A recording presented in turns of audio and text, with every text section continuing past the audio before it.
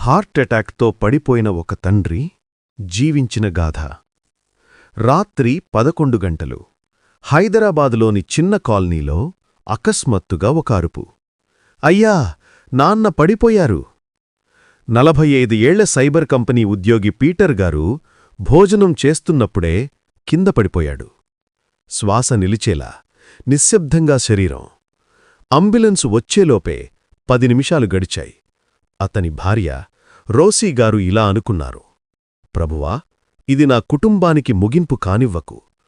ఆమె అతని చల్లబడిన చేతిని పట్టుకొని ఈ వాక్యం పదే పదే చదివింది: నేనే పునరుత్థానమును జీవమును. అంటే యోహాను 11:25.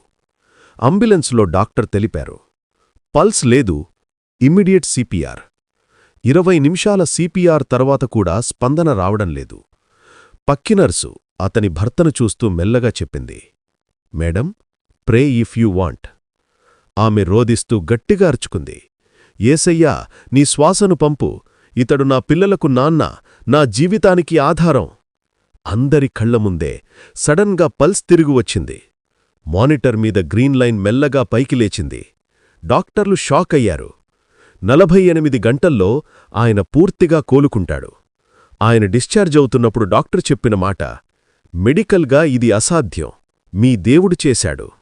వీడియో గనుక మీకు నచ్చినట్లయితే మా యేసే జీవాధిపతి యూట్యూబ్ ఛానల్ని సబ్స్క్రైబ్ చేసుకోండి, లైక్ చేయండి, షేర్ చేయండి. యేసుక్రీస్తు ప్రభువారి నామంలో అందరికీ వందనాలు.